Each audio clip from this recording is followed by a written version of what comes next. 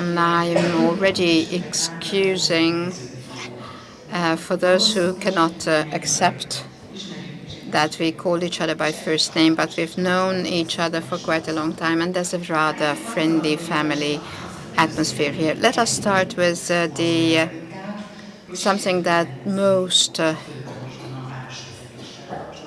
unpleasant for the Hungarian general public opinion. Do you think that it's possible to settle the problems? Thank you very much. I'm really glad I can be here and that you are here as well, because I'm glad that the Merlin Színház, renewed by the capital, is hosting the conference. Of course, you always see that there are elections approaching when the election laws are changed. In the past 12 years, we've seen Fidesz changing the election laws for their benefit in the last minute. And this system, the expectation of Fidesz was to see a chaos in the Hungarian municipality, and I can tell you that their plan was a success, so to say. Of course, we're at the beginning, and my task is to try to stand up for the political values and programs I believe in, and I don't think we will be diverted from that. The greatest problem is not that we do not have a deputy mayor. There are much more deficits and deficiencies. We have no funding. I don't want to make a joke out of the current situation because it is not funny. But here in Eastern Europe, we are used to trying to survive with a little bit of humor and good sense. There were parallel two changes, the legislative change and the other type of logics of the assembly. And with all that, the Hungarian internal politics also changed with new actors emerging.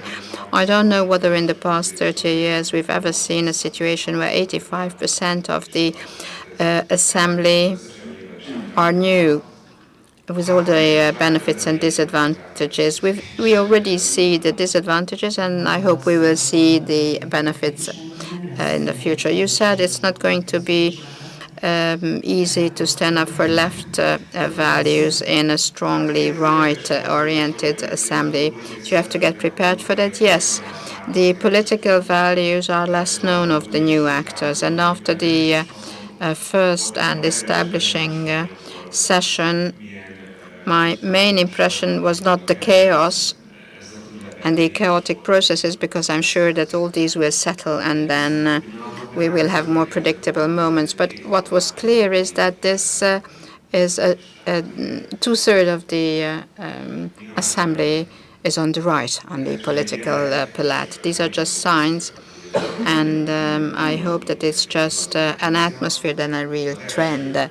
But at the first meeting, we also had some content next to the formal decisions. But when we had to decide on the institutions, homeless institutions of Gábor Iványi to be taken over by the capital, then we had a long discussion how much it would cost. And then came other submissions, like more policemen in the streets, more litter bins, and other proposals, submissions. And it's not a negative that no one asked in the right submissions how much those would cost, although in total they were 10 or 20 times more than our submission for taking over the homeless shelters. I think you will see that we will implement clearly and strongly left and green politics, not only on the in the great celebrations, but in our everyday work. That's the way my electors have learned me, have known me, and that's why they voted up for me. And I want to reconsider our life quality and keep it social, democratic, and green. This is what I stand up for. This is what I will represent, and nobody can divert me from that path. Before the elections, there was a major discussion whether the mayor should get into politics or simply run the city. What do you say now? How left values should be enforced in a strongly right-oriented assembly? And can you split these two roles when you have to take decisions that require a representation of interest vis-à-vis the government? That's a question I'm confronted with frequently. And indeed, we would have to see what the city urban management or city management means. Is it running a city, keeping it operated, or going great politics? I don't like this separation. I tell you why. It might seem a simple operational question to have wage negotiations with the unions and the employment and negotiate on employment, but that's employment policy. Or when you have to decide whether you rebuy the certain entities of the city from multinationals or not. So it's not simply an operational issue. Up to the small or down to the smallest things, you will always see the political values underlying. And of course, you also have the old saying, if you cannot decide whether you're on the right or the left, then you're always on the right. When you leave it to the market, when you do as if it was a technical issue, then you might act as if it was not an ideological decision, but in reality, it is not. The market-based or liberal politics, which say they're a politics of common sense, and my friend, and I'm also, so to say, liberal in many issues, but when we decide on the tiniest issue, it's a political choice. And you have to be, even if we say you take a rational decision, it is, in the majority of the cases, a political decision. And that's why I say that all that is reflected in the everyday life of running a city. We are conducting an urban politics based, even in the smallest issues, on social values, left values. It's another question that there's another aspect as well, which is also important. A mayor, whether the mayor is responsible for things outside running a city. Is the mayor of Budapest responsible for going to Kiev or to attend the Pride demonstration or work in urban diplomacy and keep in touch with other decisive actors worldwide, or at all be involved in this diplomacy type of activities? And my operation has given the answers, because I was to Kiev, I went to Pride, and I try to be in urban diplomacy as well. The majority is basically lobbying. Yes, I'd like to come back to that as well, too. What relations do you have? What are the cooperation possibilities with other EU capitals? Yes, we're active in this area. If your own government is not your friend, you try to look around and make friends elsewhere. But I always say that we have our... so those who say there are values and there are interests is something which, in my view, is wrong.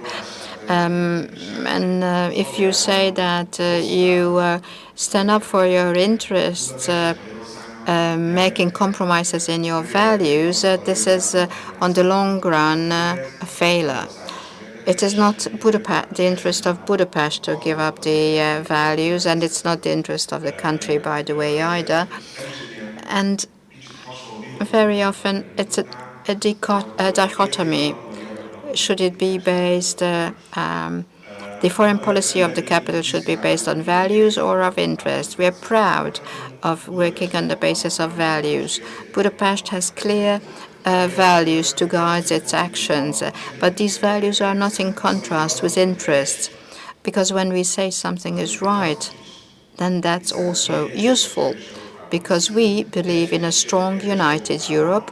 In a strong, united Europe, Budapest should be a metropolis, not being deprived of the resources. By the way, it is deprived of them now. If you make politics, you have to rely on your values, even if you have today the most common decision whether you allow bus drivers to work in Budapest from the third countries. This is an ideological decision, not merely a decision that concerns the operation of the city. But of course, it is something which has an impact on the operations. We believe in social cohesion, and these are the values. I always come back to that. And community building is also part of your politics, and you always try to that with the community transport, the relation to NGOs. That's all community building and supportive community building. How do you stand in that respect in relation to other EU capitals? In the 21st century, and in a rather lone society, the Hungarian society is. So against that background, the closest synonym to urban construction is building communities, strengthening communities. When you say that individual transport should be switched to community transport, and that's what we support. When we say that community areas should fulfill the need of meeting other people, be able to sit down in a shade when there's immense heat outside. When we say support, we need to protect vulnerable or endangered social groups. All that is about creating communities. The precondition of a valuable human being is a community. That's where we feel ourselves well. And the urban paradigm of the 21st century, that we split up large cities to smaller communities we are attached to, this has an impact on transportation. We need to have this 15-minute concept without car, but it's much more than logistics. It also means that you have urban identities. And Imre Becker said that Budapest is full of small villages, which means that we also need, for example, transportation where these small communities like the Russian Matryoshka puppets make up in the end the big one. And the same is true globally. Out of the cities, you have Central Europe. And part of our identity, whether we can strengthen Central Europe, Croatia or other countries, or they can strengthen us, means that we are part of a unity, or a unit. We're part of the European unity, and I'm very committed to that. Do you think Budapest can fill the role large city or a metropolis should fill anywhere in the world, because we often hear that the role of cities is being upgraded in the 21st centuries. Indeed, 75% of European people live in cities, and the major challenges, crises, are reflected the best in, or most in cities: climate change, problems of social cohesion, social identities. Cities are very important platforms of the reflection of crisis, which means should also be main platforms of crisis management.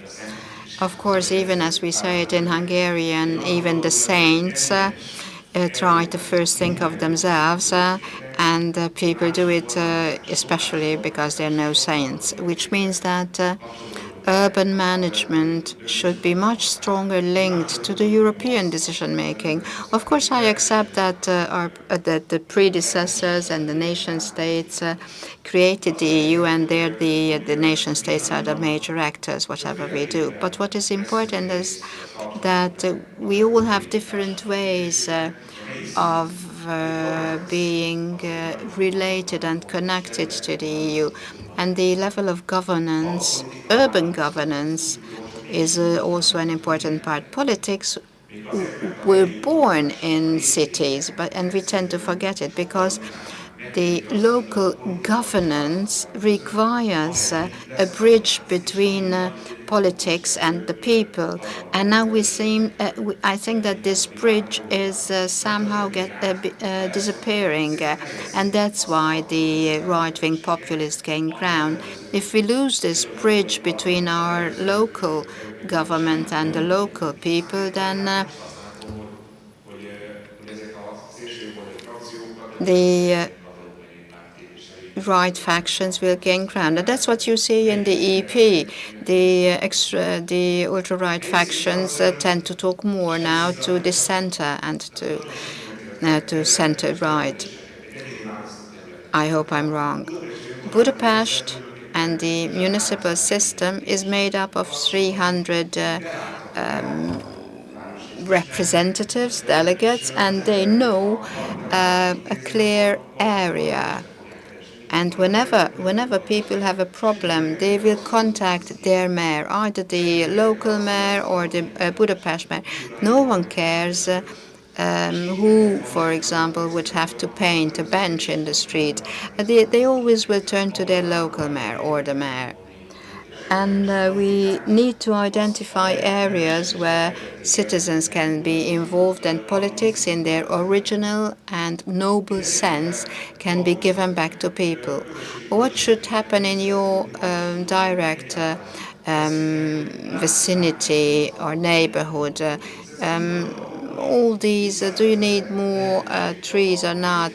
All these are questions that give back people the possibility to be involved in the processes. And the other level is, and this is why I think that democracy is in crisis in Europe, which is not a very bad news because democracy has always been in crisis. So the crisis, when I open my phone and want to order sneakers from the other end of the world, then I can do that and I get the shoes. But if I want to arrange to take up the phone and find the button to transport fallen trees, for example, then you don't find the button. You don't really have the same experience. And people seem dependent, and populism is making use of this alienation, of the lack of communities. People don't feel safe. People don't understand what's going on in the world. They are afraid of phenomena they don't know. And then the politicians come and say, "Oh, I can protect you." And all those who traditionally were the supporters of social democratic parties, so these people are now voting against these parties because nobody promises them better life. Basically, there's nobody who will promise that.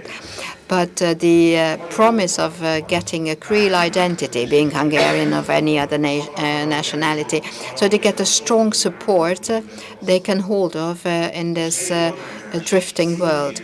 And at the level of local governance, this feeling of I'm not lost and my word counts is something local governments can give back. But to that, in my view, we would need a European Union that is really building on local communities and that is serious about its own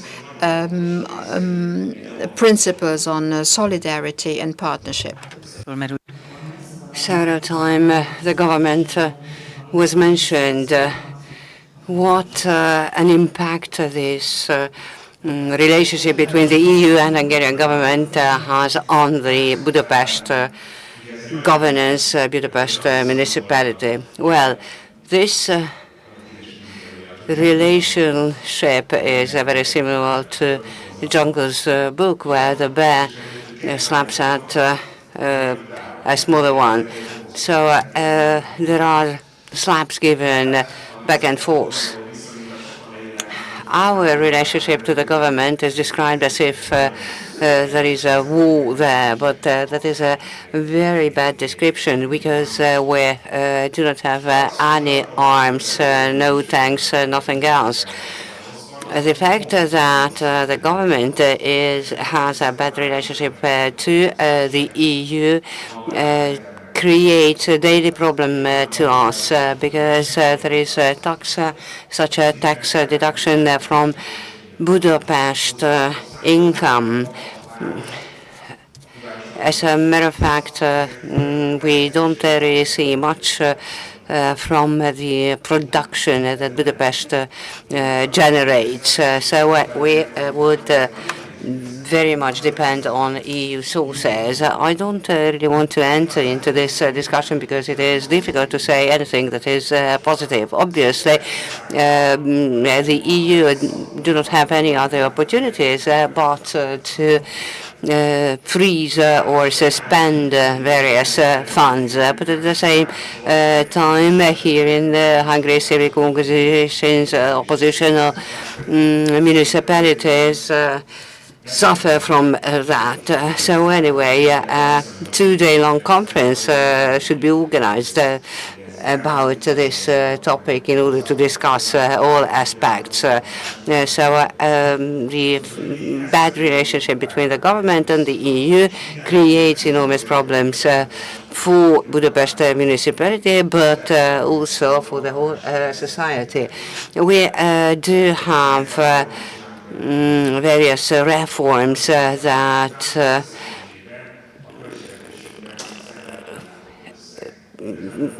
that is covered for a very small amount of our budget, own budget sources. Otherwise, it is very difficult to gain any funds from the government and EU funds via the government. So we try to explain to many members of the new parliament to explain our situation, which probably will result in a more fruitful discussion. So I do hope that at least regulation of the next budget, there will be some regulations which will help or assist activities of oppositional municipalities. And I'm not simply talking about oppositional municipalities, but it is impossible to allow the government to withdraw possible available sources from municipalities, especially in case of projects that are trans-city projects.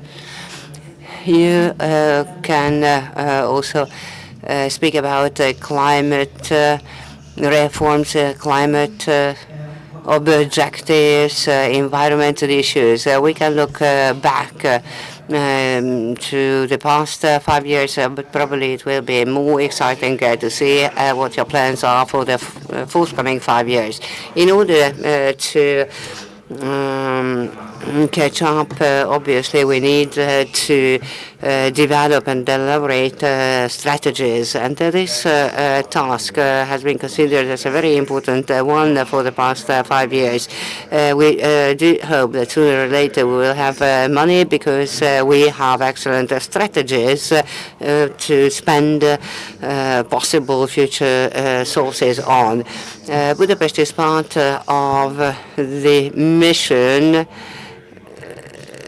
which had to submit a climate program, and Budapest did the same. It is very important to see what will have to be done in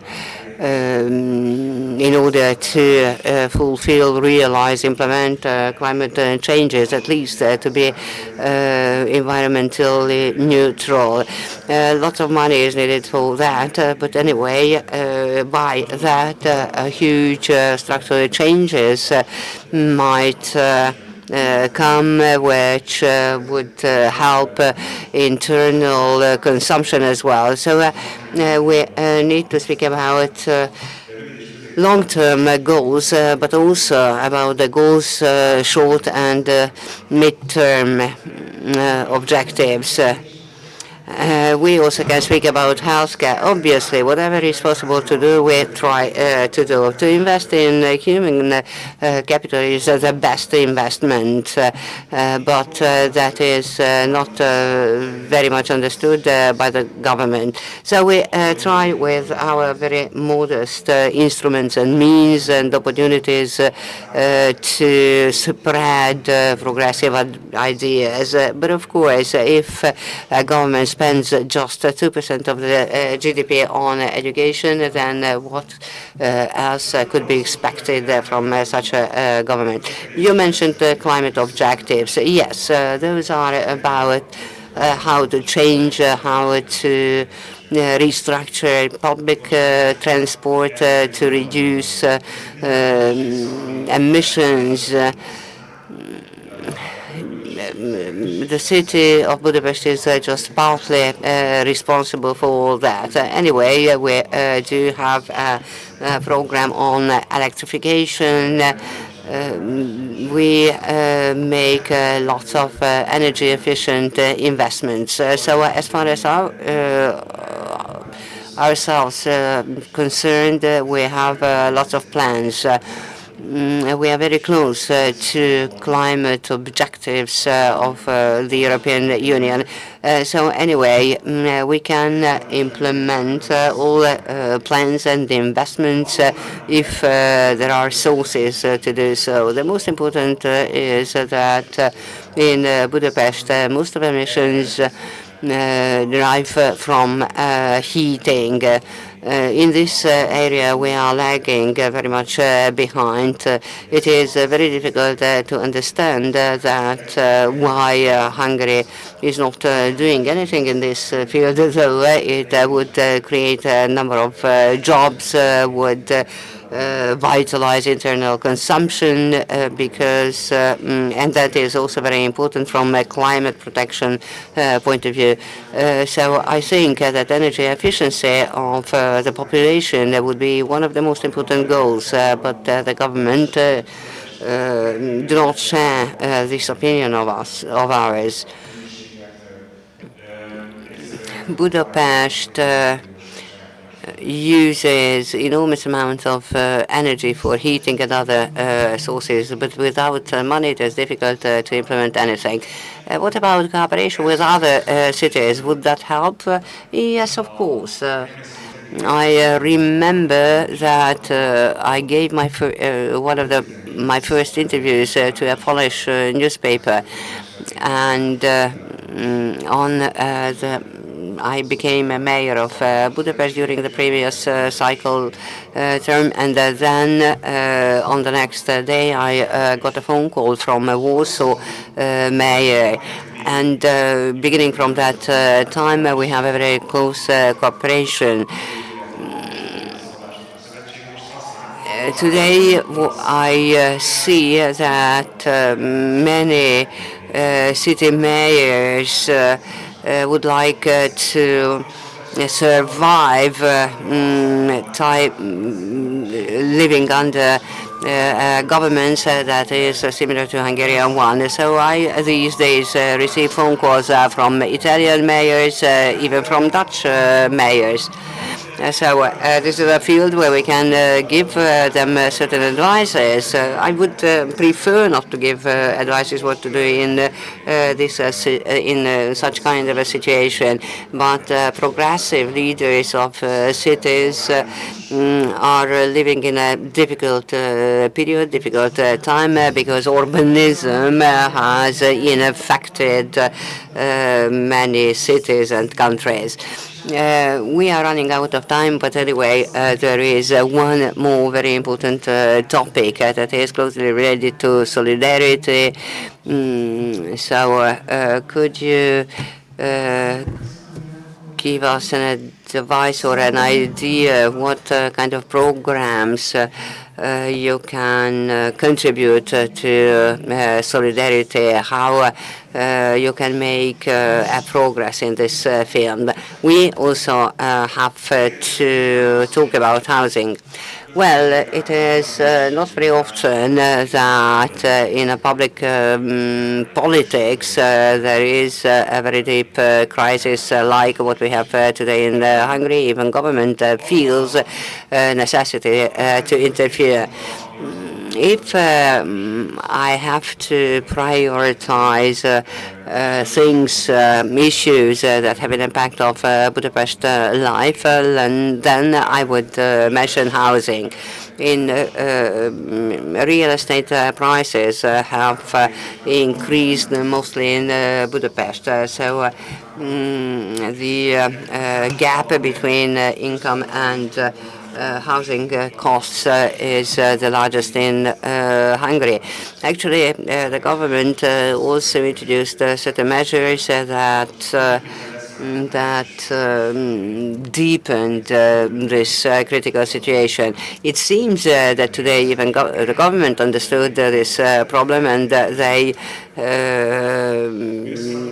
are planning to make certain changes.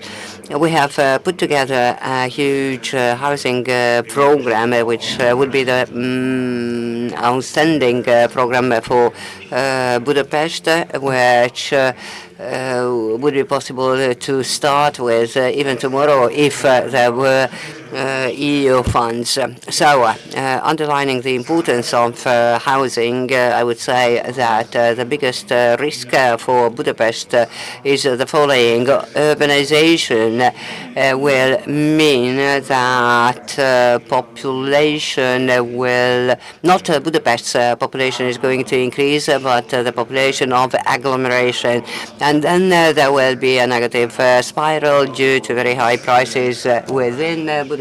People will decide to go outside of Budapest, and then the traffic and everything will be horrible in the agglomeration. Obviously, this is a very complex process. Budapest, at the same time, has an advantage. There are certain areas in Budapest that are not developed, and those areas, districts, are public, are in a public ownership. So housing cannot be an outcome of a market procedure. To sell a flat or a house is not something like selling a bicycle. This is not a flexible market, not flexible at all. And since this is not flexible, but has totally been market-oriented, today it is impossible for a young person to pay to buy a flat. What is the most important pillar of this housing program that you've developed? It consists of several elements. First of all, flats that are privately owned but are kept empty to use by us. Also, homelessness is a great problem, but of course there are lots of additional problems that are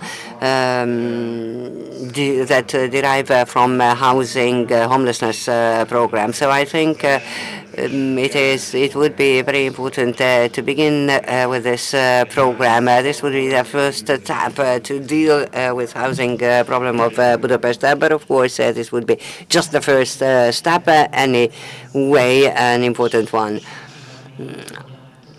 What do you think about the future of European left and about Hungarian left? Well, to be a leftist in Hungary today is not very attractive.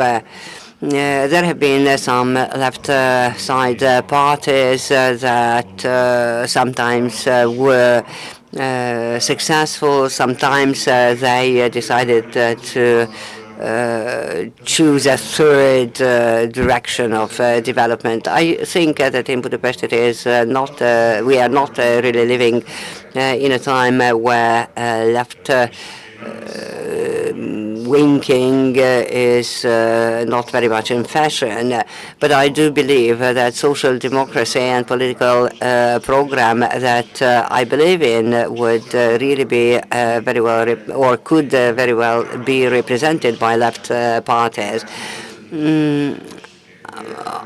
I think that I do believe in it, and I think that we cannot give up. Maybe the left side should be rebuilt in Hungary. Maybe we will have to work from scratch, but we have to begin that. Because left politics always represent solidarity. Thank you very much for this discussion. And now we will continue with young voices. At the beginning, I would like to ask Marton Jaksity from ERD to introduce his thoughts in the framework of a short presentation.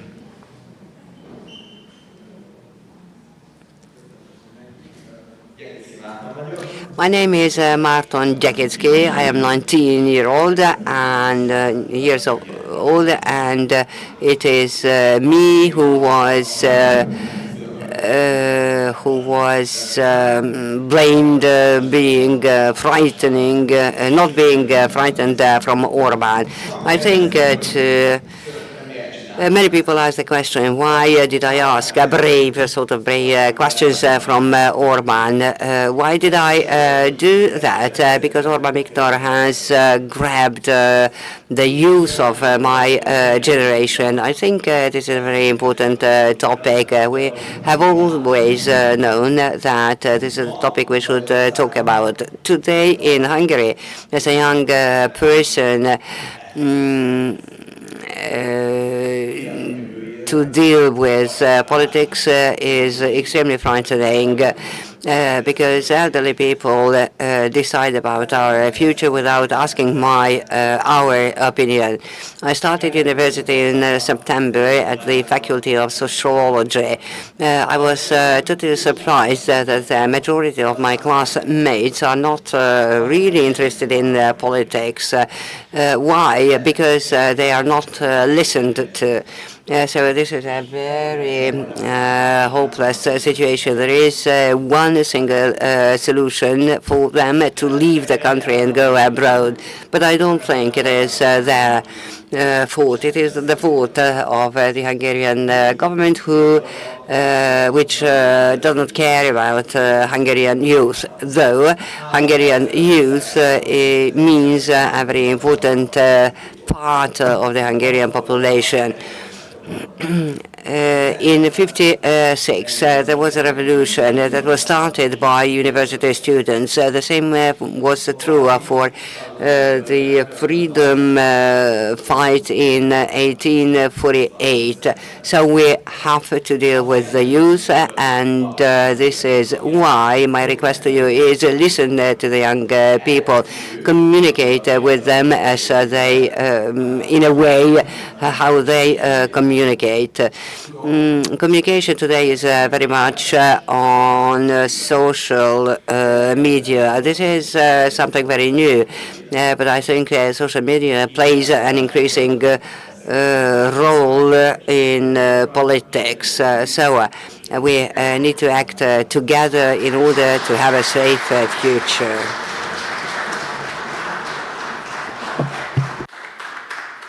Most pedig szeretném megkérni Keresztes. Dorina Nagy Keresztes, Youth Representative from MSZP.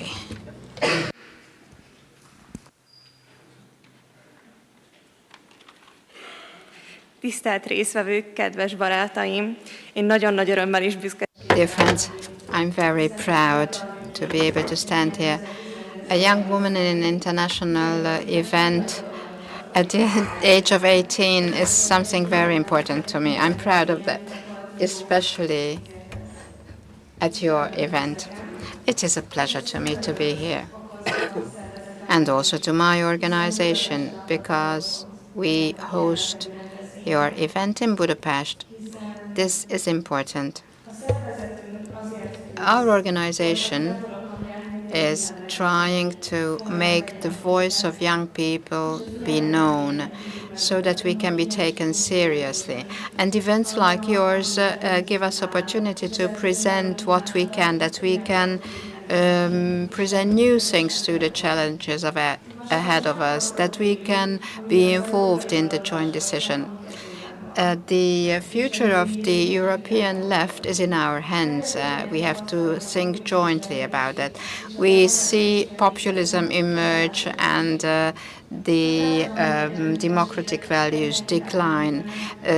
Differences are deeper and deeper, and all that needs to be monitored. We young people on the left must raise our voices to act jointly. A goal of Societas is to strengthen the voice of Hungarian left-oriented young people and also to cooperate at the European level with other movements. This event is exactly about that, about joint thinking and joint action. We do believe in a fair, fairer society and greater solidarity. In a world where all young people have the right and the possibility to join, where social differences do not split but bring closer to each other and to the joint solution. The government does not offer solution. It offers credits. It doesn't offer housing but loans to students. However, we can only perform together. We need to come together and act together. We European left movements, be in alliance, be them NGOs or any other progressive force, any force that fight for the same goals like ours. Today in Europe, at the event, in our view, it is of symbolic value that we on the left, Social Democrats, Democrats and Greens are together and plan jointly the future of Europe. Societas is not only to enforce and strengthen the voice of young people, but also we are to build a Europe and fight for a Europe where solidarity, justice, fairness and community principles dominate. We do believe that progressive left can present a choice and a future to young people in which they can have plans to learn, have families, or have a place to live in. But we must also be involved in political discussions. We must be able to have our voices heard. Dear friends, this is our possibility and opportunity today. And that's why we are here, to stand up for these responsibilities and work jointly for the left to become strong, decisive again, not only in Europe, but in the whole European Union. Thank you very much for you to be here, and thank you very much for your attention. I wish you exciting presentations for the rest of the day.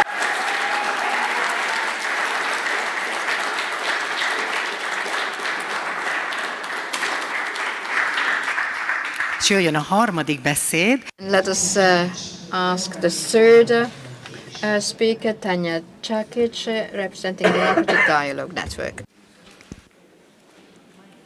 Hello, everybody. My name is Tanya Čakić, actually. I'm a guest from Belgrade, Serbia, and it's my pleasure to be here today. When I got the invitation to speak here today, I didn't think too much about what I will say, considering the political similarity between Serbia and Hungary. There is always something to say about that. But I realized one thing. I won't focus on the negative experience and we share because we all know that. I want to stay on the side of progressive thinking, of positive similarity. And I can hear those similarities right here because each person here are the fighter for the freedom as the only value and the only right path for the future. And thank you for that. I won't pretend that future doesn't scare me. It does. But it challenges me at the same time. Maybe that is my drive, to accept fear as a challenge and go for it. I don't have all the answer for all the challenges we face, but I can speak about the shoes I wear, as I will dare to say, still young women in politics. Young people, and we will agree about that, are the heartbeat of any democracy. Yet, there is not enough young people in politics today. They are not involved, they not feel involved, and they are not feel connected to the political process. This is a global trend, and there is no simple solution. However, the first step must involve creating space for them to participate in ways they can actually recognize and relate to. This means focusing on issues that matter to them, giving them opportunities to make a difference in their communities, and making sure their ideas become part of political agenda every day. Not just during election campaigns, but every day. And the same situation is about including women. Gender equality isn't just a political goal. It's a necessity for building a true modern democracy. A society with equality at its core will be more resilient to the challenges we face today. If you truly believe in this, you won't wait for something to happen before you make gender equality a priority. It will be a goal in itself, something you never give up on. Just like you wake up every morning, drink your coffee, have your breakfast, or do some other things that starts your day, and you repeat that every day. It's the same thing with the ideas. Today, messages travel fast, but take longer to truly reach those who need to hear them. If you truly believe in something, the person listening will believe that too. So, we can conclude that there is no free society until democracy is restored in all of the society, where power is accountable, media are free, and all citizens, regardless of gender, age, or background, have an equal voice in shaping their own future. Thank you.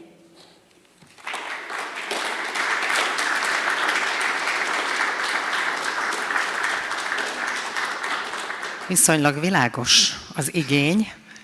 The demand is clear, the demand of all the three of you. So at the next round table, we will have lots of questions to reflect on. Let me read out the introduction to the next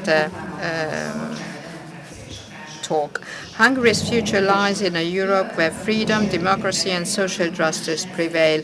As democratic values face increasing pressure and new populist challenges, progressive leaders must stand united in defending the rule of law, media freedom, and human rights. A clear commitment to EU norms and standards is important, and with questions about improving economic competitiveness, continuing enlargement towards South and East.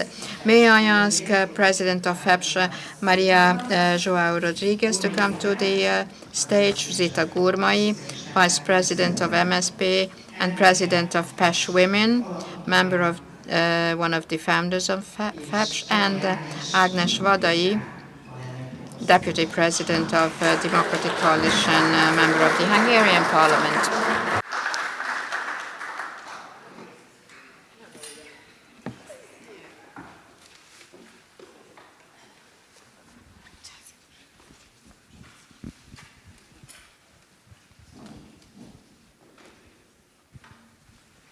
És akkor kezdjük azzal. Let us start. It was clearly said that young people are not listened to. That was not good to hear. And Tatiana in the end also added that young women are even less are less involved.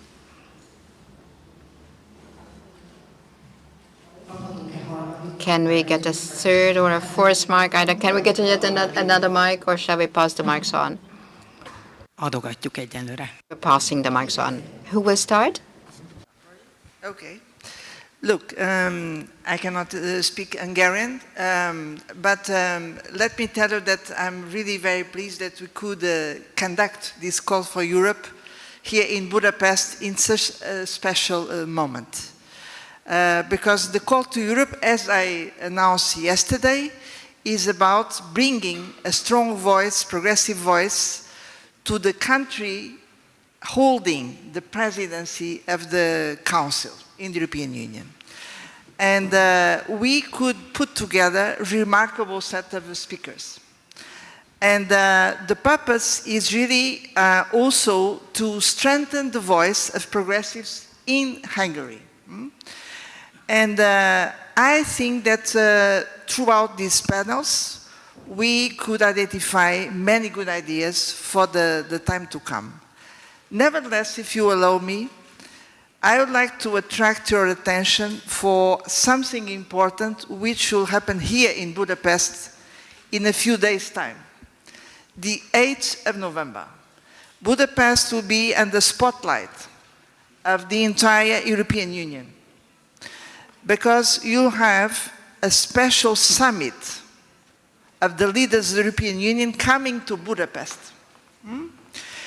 And I would like really to put the spotlight on this, because this summit will be the starting point to define the direction of the European project. The main theme proposed for the summit is competitiveness, because we just received an important report by Draghi, the former president of the European Central Bank. And big decisions will be taken how to make Europe more competitive. And what I'd like to tell you, building on the previous discussion since yesterday, is that we need to make very clear that, yes, it's true that Europe has a global competitiveness problem, but there is a basic choice on how to solve the problem. And the basic choice is either you go the low road, which is to sacrifice wages, living conditions, public services for the sake of strengthening competitiveness. And I think this has been, let's say, the Orban road for Hungary, or you go in the other direction, which is to say, on the contrary, if you want to have a more competitive economy in Europe, we need to start by strengthening the social basis, the way people get their wages, quality jobs, access to public services. And I cannot resist you, just to conclude, to tell a small story, because I know that Zita also remembers this. We had exactly the same kind of debate 20 years ago, the so-called Lisbon strategy. And I remember that by that time I was in charge of preparing this, and I started proposing to extend child care for everybody in Europe. And the ambassadors were telling me, Mrs. Rodrigues, this is not a topic to prepare a summit. And I told him, on the contrary, this is fundamental to have real equality, men and women. You need to extend childcare everywhere in Europe. And then finally, this was decided in the summit of Lisbon. And then we went on, and now we have a much bigger ambition, because we want to develop care services, not only for children, but also for elderly people. This is a fundamental problem, and I do believe that it's impossible to have equality, men and women, if we don't have a new kind of welfare system to provide care services for those who are in need. This is a concrete example.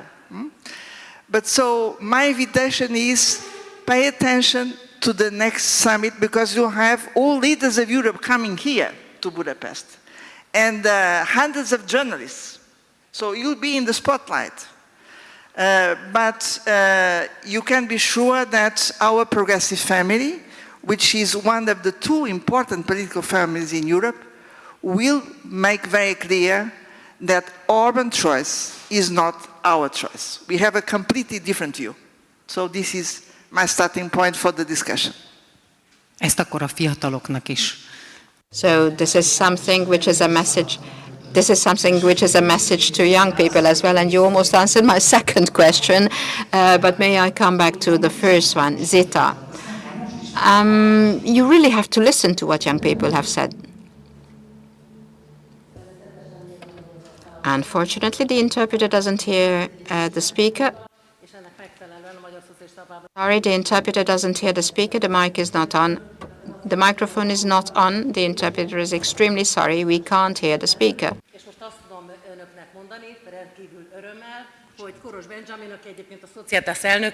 As I can say, what President of the Society's President, she was not a quota woman as member of the board. If somebody wants, even at a young age, can join our team.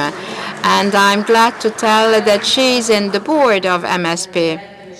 I was elected deputy president of MSZP last Saturday, and I would like to thank Kata that she was fighting not only for the party but also for a capital in a profession, in a sector which is not typically the arena for women, but she has proven that as a woman you can reach anything you want. Please applause to Kata, who most unfortunately cannot continue her work as a deputy mayor.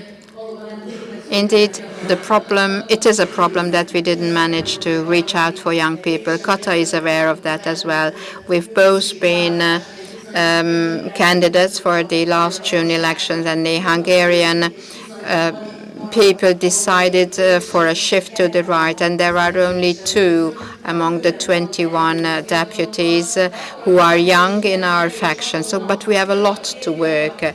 Young men, young women must be supported, especially when politics say that young men have to care for the family and young women have to stay in the kitchen. This is something we have to fight against, and Kata can be strong in that. She can also reconfirm me that ever since I've been president of the European level, we've been very active in having always a delegate of young socialists to the feminist network, which means that under my presidency, in my team, we do have young people present, as there's no event without them. They are aware of our activities. An example, 2011, youth unemployment was in extreme height, especially in Italy, Spain. More than 50% of young people were unemployed. The European Socialist parties, where Maria João Rodrigues was the main advisor of the Prime Minister, and also the Minister of Mr. Guterres, and one of the formers of the Lisbon strategy. We are grateful for that, Maria. So if somebody, then she will know exactly how much we were together with Nicola Schmidt for social and labor rights. Don't forget the Göteborg summit either, where another social democratic prime minister, who president of the European Socialist Party, together with Maria, fought for social rights. Let me come back to my original saying. So 2011, we developed a program against or to combat youth unemployment, and it was a success. I remember 2011, the question was, how do we want to talk about youth unemployment if there's no young person in our team? Which means European socialists drew the conclusions, and this is of a model value. And my closing sentence, as a founder of the European Progressive Socialist Studies Center, I wish happy birthday to the 15th anniversary to this organization. And Call to Europe has also a long history, and I'm glad that we're now present. FEPS has a Hungarian general secretary. Maria is supporting us as well. And Maria did not mention numerous programs which is targeting on young people. Left youth organizations have an academy, which means we have a lot to work, and we have the room to work with young people, talented young people. Dorina, please do come here to the stage. Dorina and Valentina, please come here, you too. Let us applaud them. They were participants at the Fashion Academy. I think as a leader of the women's chapter of the European Socialist Party, we need young people. So you should know that there are young, proud, feminist socialists.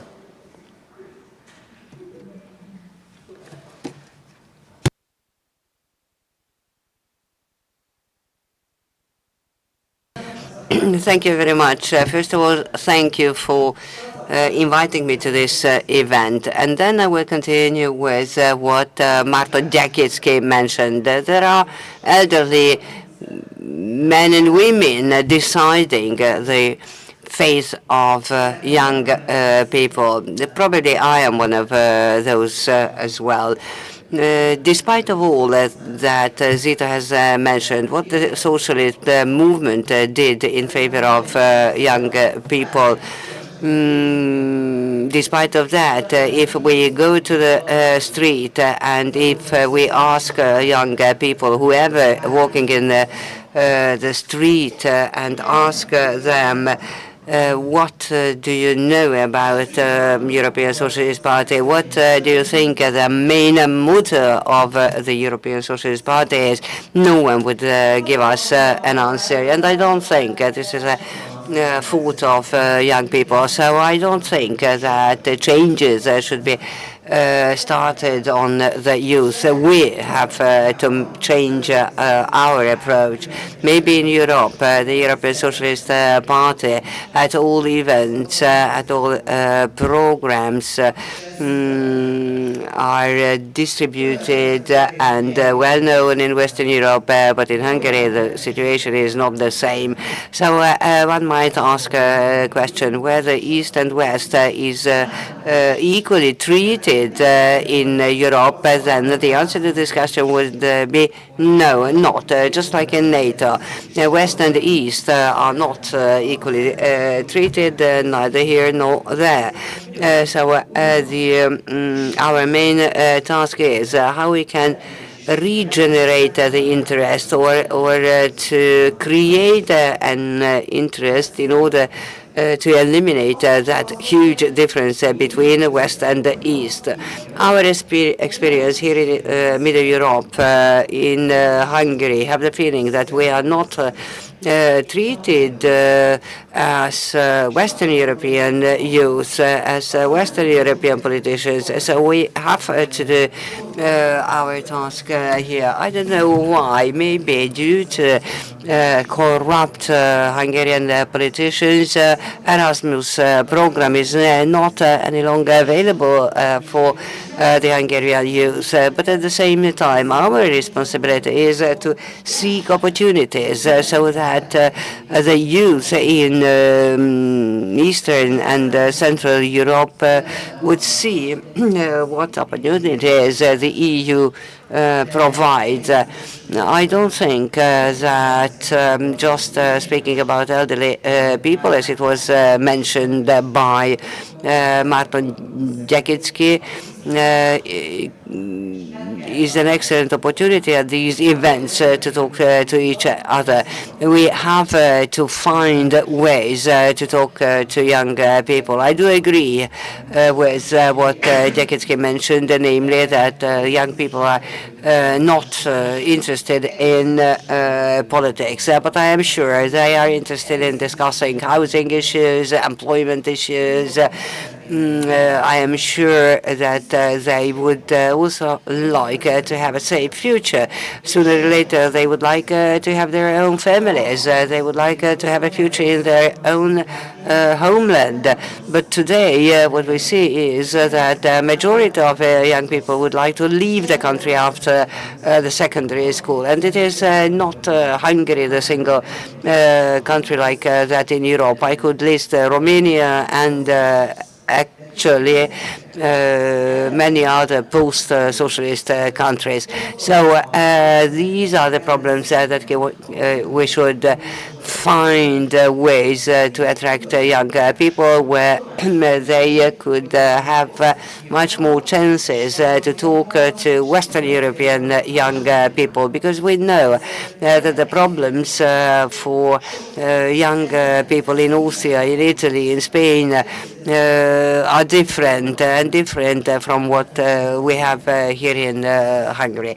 So if you cannot satisfy these challenges or demands, then you shouldn't really be a politician. Thank you.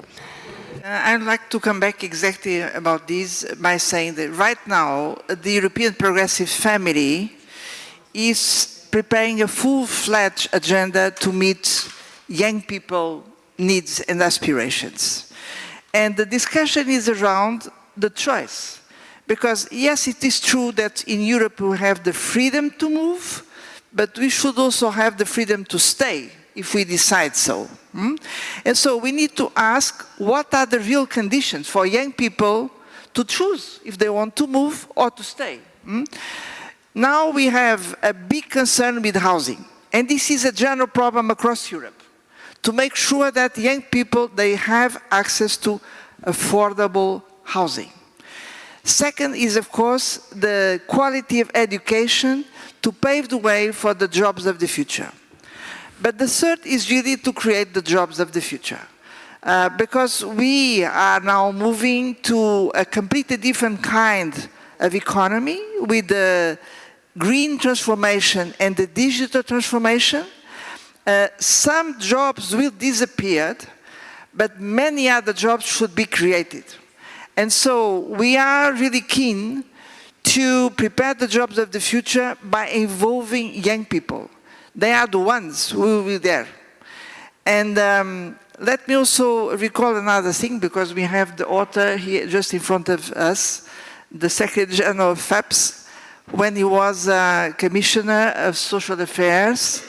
It was possible to launch a very important safety net for young people, which is the European Youth Initiative. And we are planning to strengthen this to make sure that when a young person is in difficulty to find a proper training or job, he should or she should be offered a real alternative. So I want to say that from the European Progressive Family, we are now in the moment, we are preparing the next 5 years, where all these concerns will be on the board. But the final one is about, as you said, involving young people in coming up with real solutions. And there is something fundamental in the way our democratic systems work, is that so far we are not having the tools to involve young people in the debate.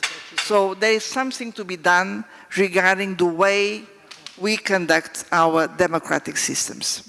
But let's work together about this.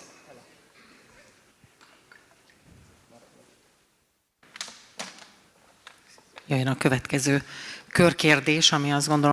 And the next question to all the panelists that was already touched upon, how to recreate a trust between Hungary and other member states of the European Union. What kind of diplomatic or political measures would you introduce in order to regain the trust? Let me begin then. Last night we were traveling together with Ágnes Vadai from the European Socialist Party meeting in Brussels, and we talked about the fact that rights in Hungary are relatively deprived, and the Hungarian government doesn't have a program that focuses on women. They just focus on families, but at the same time women would like to take participation in public life, though they don't really have any chances in Hungary to do so. But what we experienced yesterday in Western Europe, women have absolutely different chances. They in Western Europe, 44% of leading or people in political positions are women. In Hungary, it amounts to 17% only. And we don't have no one minister and so on. To talk about fundamental rights is only possible if it is possible to achieve. It is worthwhile to talk about rights if there is an equal treatment. Is there an equal treatment in Hungary? No, there is no. All equal opportunities organization or agency in Hungary is was really hidden away. So the government did a lot of very bad things in order to destroy democracy. I am sitting here in a rainbow type of scarf because we see new regulations against LGBTQ people under the cover of other acts. We also have to understand what has happened in Europe for the past 15 years. I think future depends very much on equal opportunities, equal access to various rights. By the way, I am here sitting in front of you as a suspect because I was taking part at the demonstration to protect Gábor Iványi.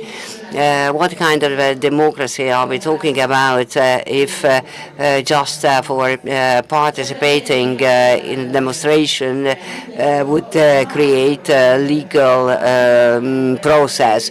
So just have a look. What happens to people who criticize the government? Civic organizations are threatened, and that is it is simply impossible for them to work.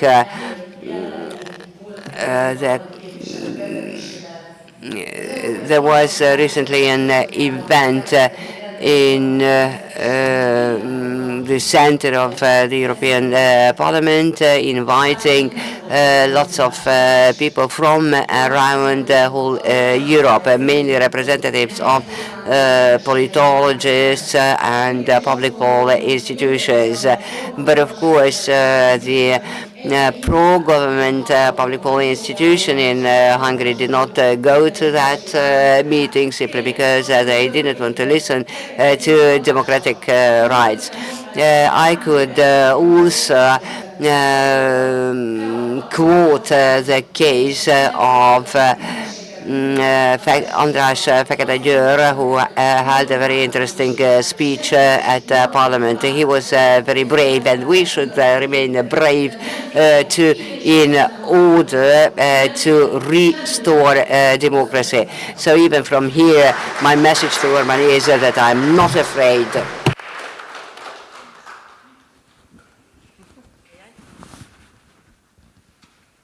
Ági. May I? Kata azt kérdezte, hogy mi kell ahhoz, hogy Magyarország... Kata asked the relation between Hungary and the EU. Yes, exactly, that was the question. Let me start by saying who are the ones who will not help us. Ursula von der Leyen will not help us in that. I must tell you, ladies and gentlemen, that the past years and decades and conservative, let's put it, German female politicians have never helped, neither Hungary nor Europe. This is my conviction. And I've seen in the past years that in return for money, conservative female and male politicians in our country were willing to lots of things. Labor law, for example.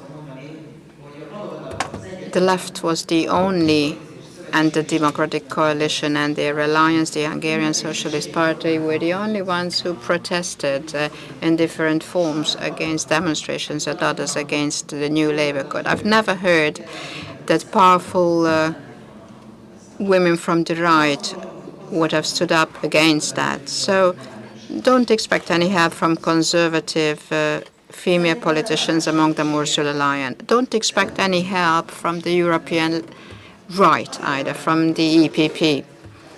Because in the past weeks, months, it was not only the EU, but also the national parliaments, these parties simply look at the extreme right for their own political survival. In Spain, the People's Party work together with Vox. We'll see what would happen in Austria. We're simply relating to traditions. The president of the Austrian parliament, the speaker, is now somebody from the extreme right. And the EPP votes together with other extreme parties to block left social democratic achievements that would be indispensable for Europe, not merely to be an economic and political community, but also a social one. But who can we rely on? Now we know who we don't, who we can't, but who can we rely on? I think in Hungary we do have 25–30% left-oriented social democratic voters. It is our responsibility, social democratic politicians, that we make a better offer to these people than what the emerging right politicians do. And I think we are capable of that. We can offer much better alternatives, but in another manner, at another place, and perhaps at another time. And that's where we need help, to find this when, where, and how. And this help can only come from the solidarity of Western European social democratic parties. Now, being at a FEPS event, very often it is not only Central European young people and the Western European young people's solidarity needs to be emphasized, but also solidarity among social democratic parties need to be strengthened. We must find possibilities where we can think together, for example, about the operation of the extreme right. Nobody wanted to believe us a couple of years ago that the phenomenon Orban will emerge in other countries as well. And what do we see? Salini, Abascal, Marine Le Pen, but they're only the beginning. There will be more to come. And if so, they will talk a simple language. a language that will be well perceived by the societies neglected and lagging behind, and especially young people in this group, which means we among ourselves must have a much more intensive discourse, because it's only progressive forces that can give a solution, even if in a complicated manner, but can offer a solution to these challenges. And the Hungarian progressive forces must do so as well. And that's why it's important that FEPS and the European Socialist Party organize events as many as possible for active politicians as well to exchange these experiences. So help will only come from progressive forces, and the ones who will hinder us will be the European extreme right and, to say, the European right as well. If you allow me, let me add something to that. On the 7th of October, I will meet Katarina Barley, who is president of the FEM committee, deputy leader of the S&D faction. And together with her, we wrote a letter to Ursula von der Leyen. And we said how happy we are that in the past 5 years there was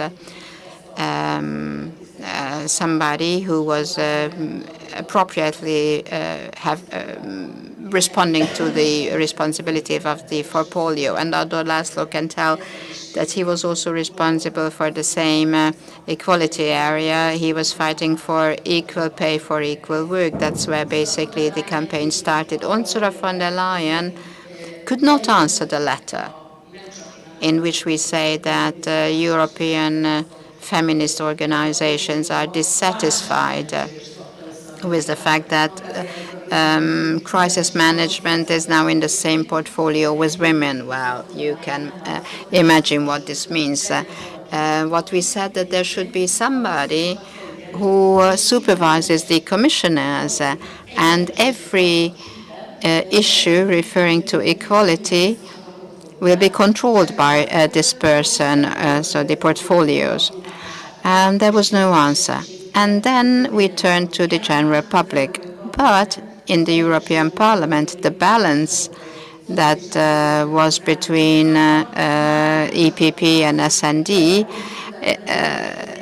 seems now to be ruined, because during the hearings, certain issues will not be put. The sexual and reproductive rights, for example. The FEM committee cannot be present at the hearing of Oliver Várhelyi, which means that we do have a responsibility. The EPP and the Patriots, created by Orbán when in 2019 he failed, but now he managed to create a new faction, and the things come now together, right and extreme right. And they clearly have shown, these two sides, that they are, for example, along totally different lines than we from the left.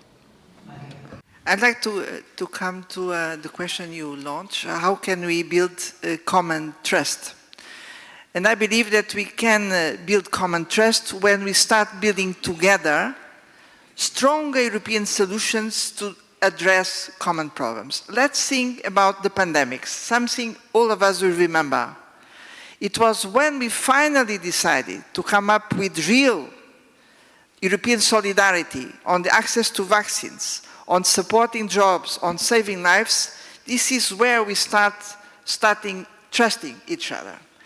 And we believe that the same should happen regarding other big challenges, the climate change, the industrial transformation, and the social protection we have promised when we launched the European Pillar of Social Rights. So don't count on far-right political parties and governments to push for this. On the contrary, they will always argue in favor of national solutions, and going back to the national is better. This is completely wrong. We know from our experience that we need to count on a stronger Europe.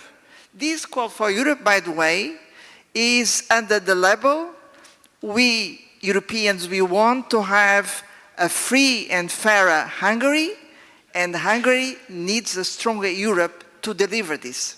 This is the central message of the conference since yesterday.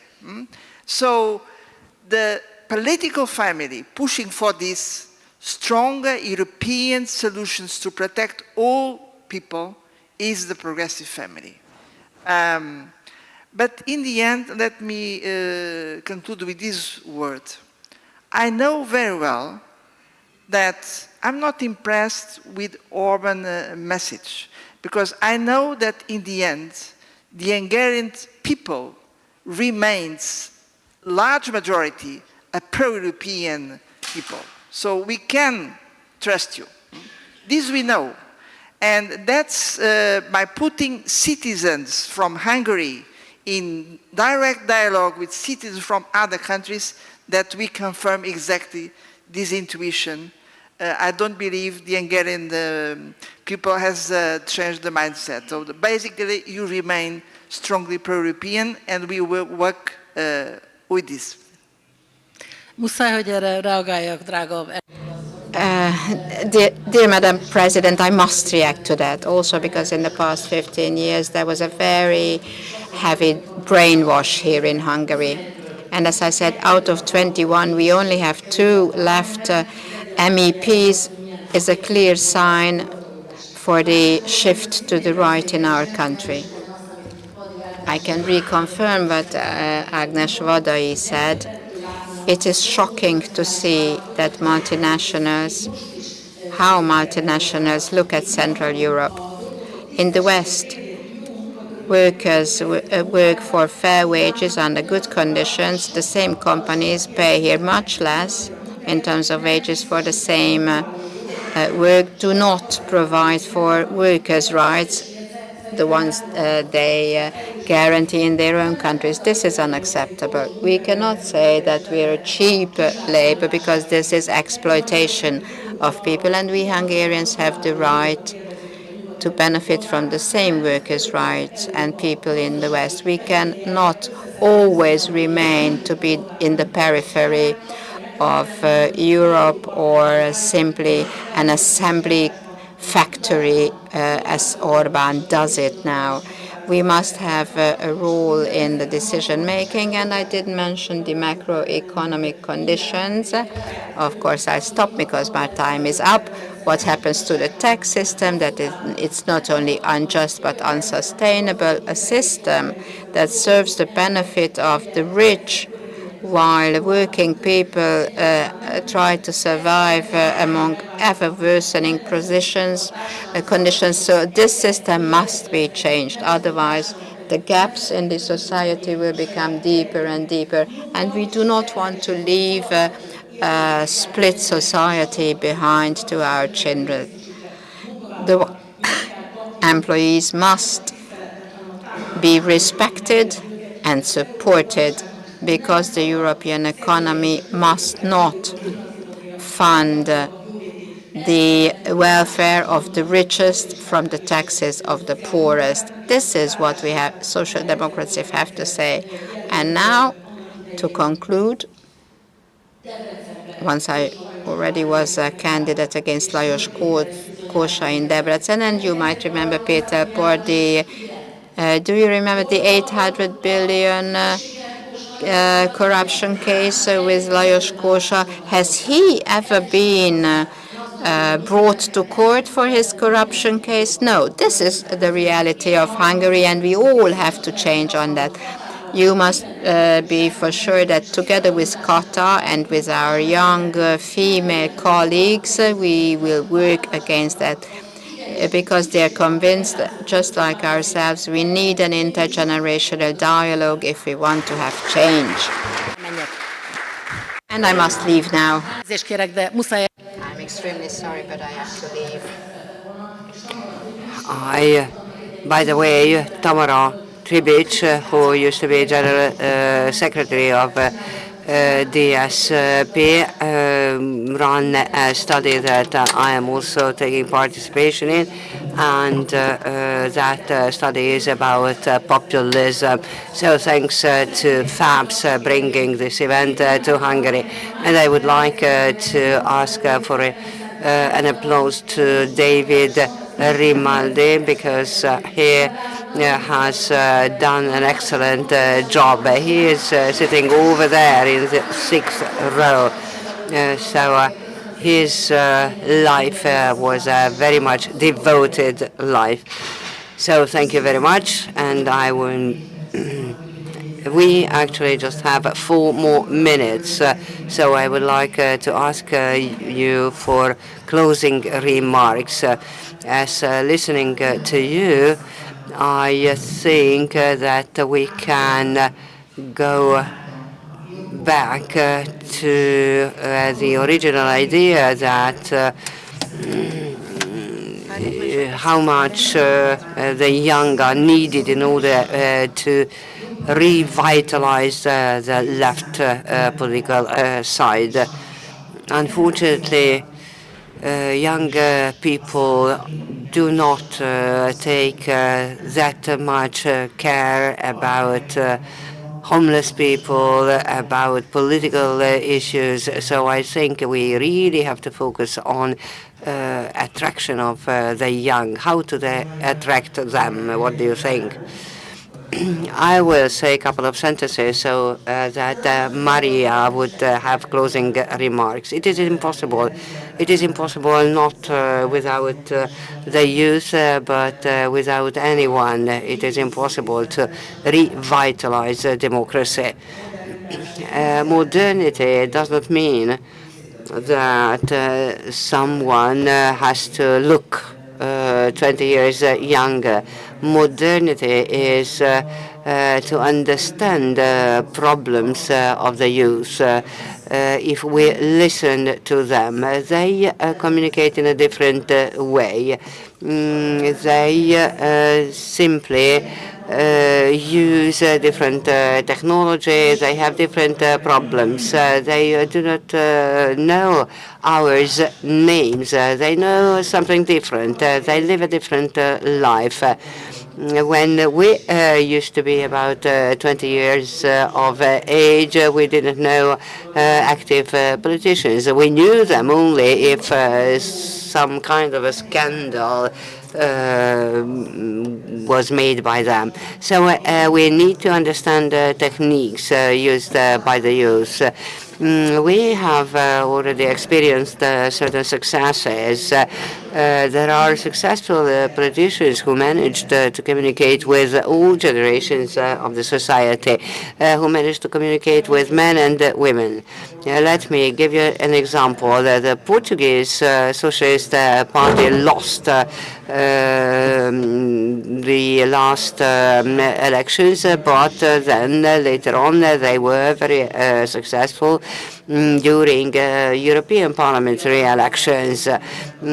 Great Britain is not a member of the European Union any longer, but anyway, the Labour Party succeeded in winning elections. So there are certain countries where at least it was possible to stop the far-right evolution. All those means, instruments, knowledge, vocabulary that was used by them should be used by us, and thus to create a European a way of communication of progressive parties. Because if we understand the vocabulary, if we understand the techniques used by the youth, then we can be progressively successful. We don't have to feel ourselves alone. There are lots of progressive parties throughout the world. So we all need to find our relevant means from Poland to Spain, from Romania to Great Britain. Maybe different techniques are needed. Maybe the right wing all over Europe uses a special communication by which they are successfully communicating with many strata of the society. I'm also Portuguese, so I can confirm that this is possible. of course, for us to win elections and to have a real leading role in our societies. And you can count on our progressive family to turn the tide here in Hungary. And I would like just to conclude by expressing the gratitude all of you coming with us all over the days. And I hope that you enjoy the debate in different fronts. For us, it was also very useful to connect with the Hungarian audience directly. We have learned a lot. And finally, I also like to extend a word of gratitude to the FEPS team behind all partners which are represented here. It was a very successful partnership, and we are very proud that we could run this call to Europe in a challenging country, but definitely we will turn the tide. So thank you very much for coming. Thank you. Köszönjük szépen a Thank you very much for your attention, and thanks to all panelists. May I give the floor to László Andor in order to close the two-day-long conference. Thank you very much. I have really enjoyed this last part of our event. I think we always need visions, and we always need to face hard facts, especially in these very difficult times. So I would also like to express my gratitude to all my colleagues helping in organization. But the real closing remarks will be provided by Kata. She has done lots of work for the past 5 years as Deputy Vice Mayor of Budapest, but today she works a lot in Brussels in order to represent Hungarian interest in the EU. This work is to be continued by her. And Kata, may I give the floor to you. Thank you very much, and thanks to everyone for your patience. It is very difficult to summarize this two-day-long work. There are a couple of thoughts probably that are not new, but it's worth repeating. We are talking about freedom, about democracy, about many things that for my generation meant something that freedom was there, democracy was there, and we thought that those things would remain forever. This is just like the same, just like with marriage. Today you get married and you think you do it forever, but there are changes. In the democracy is changing as well. And our task is to find the right direction of this development. We have to define into what direction we would like democracy to be developed. The big main question is whether decisions to be done by many or to be done by few only. We in Budapest talked a lot about participation. Participation raises a number of issues as well. But when talking about participation, we just show our understanding of democracy, which direction we would like to develop democracy.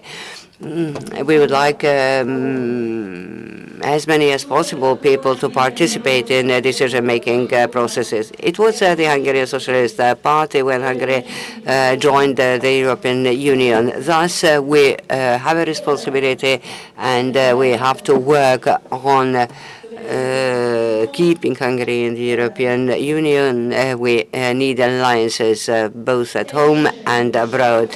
We are talking a lot about stronger Europe. Once again, let me mention the relevant direction of democratic development. What a stronger Europe means. A stronger Europe doesn't mean more Brussels. I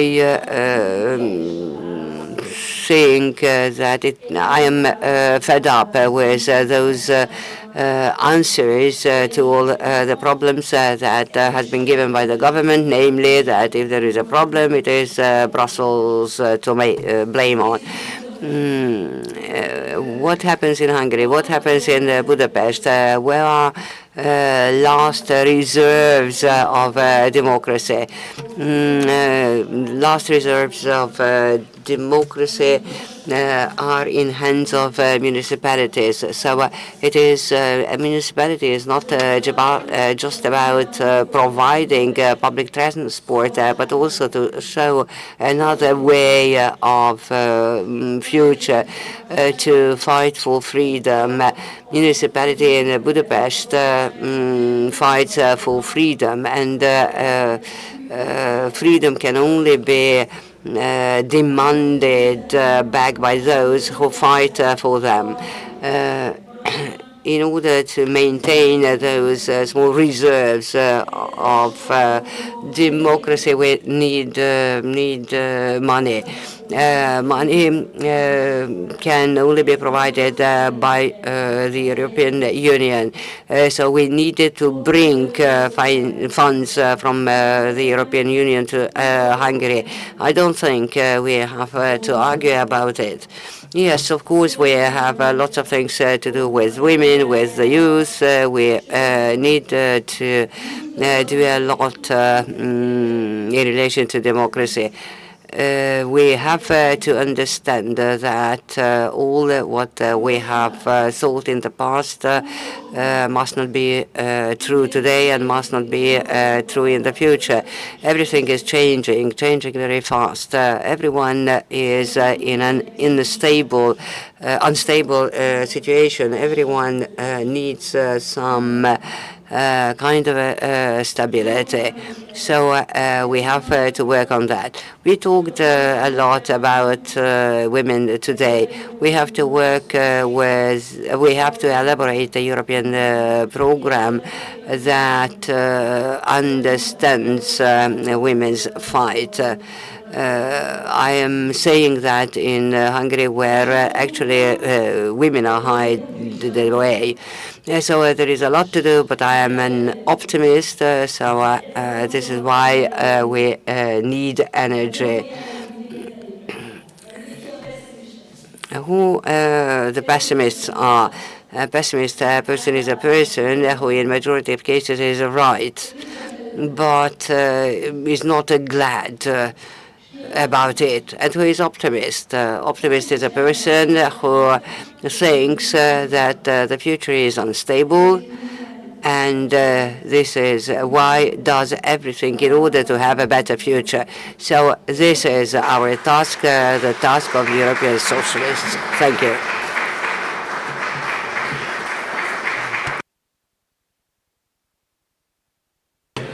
Thank you very much. Thank you very much for your participation. Thanks to all who came here yesterday and today, and also thanks to those who followed us online. That was also available for all those, and we also recorded our conference.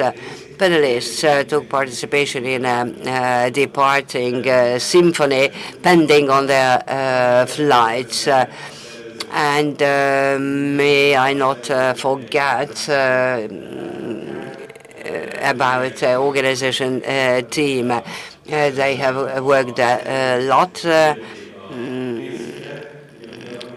Our foundation, FEPS, was the central organizer or coordinator of the event. And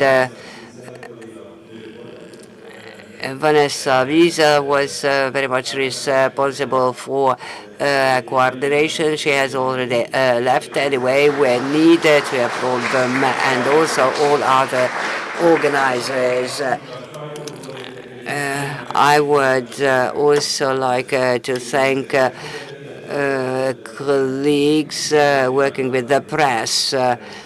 and also David, who had a lot to elaborate the content of our conference. So there was a lot to do here.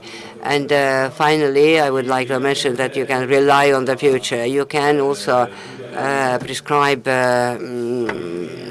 our newsletter. It doesn't cost money, just you have to push a couple of buttons. It seems that in majority cases it is English to communicate on our website.